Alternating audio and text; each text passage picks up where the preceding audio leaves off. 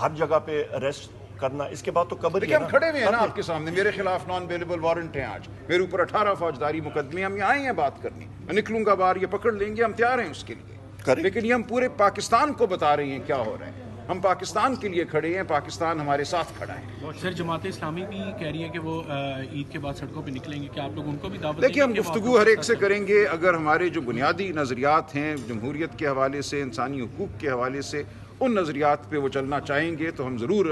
ہر ایک کو لے کر چلیں گے، وہ مارنگ بلوچ ہو، وہ منظور پشتین ہو یا کوئی اور ہو، ان نکات پہ، یہ جو ہمارے نکات ہیں، اور پاکستان کی سالمیت، پاکستان کی یگانگت ہر چیز سے برتر ہے، ہم پاکستان کی سالمیت اور یگانگت پہ کوئی آنچ نہیں آنے دیں گے، لیکن پاکستان کے اندر ہم جمہوری حقوق کے لیے لڑیں گے۔ 26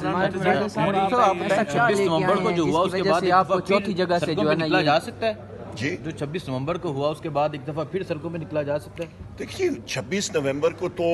اس ملک میں جو فسطائیت ہوئی تھی، اس پہ سیکورٹی فورسز، اس پہ آپ کے یہ انسٹالڈ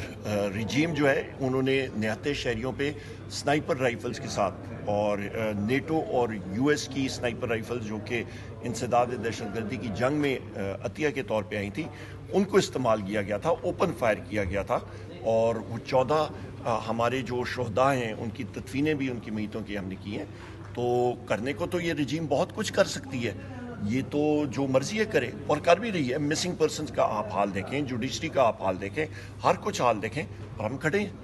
ہمارے لیے تو ہم نے تو ایک تہیہ کیا ہوا ہے کہ جمہوریت کے لیے، آئین کے لیے، قانون کے لیے جو مرضی ہمیں کرنا پڑے ہم لوگ کریں گے۔ دیکھیے جتنا جبر بلوچستان میں ہوا ہے شاید کہیں اور نہ ہوا، لیکن آج بلوچستان کھڑا ہے نا، یہی آپ کے سامنے زندہ مثال کہ جبر کے ذریعے آپ آواز کو نہیں دبا سکتے، جبر کے نتیجے میں آواز اور زیادہ بلند ہو کر سامنے آتی ہے، اور یہ آج آپ بلوچستان میں دیکھ رہے ہیں۔ بہت شکریہ۔ بہت شکریہ۔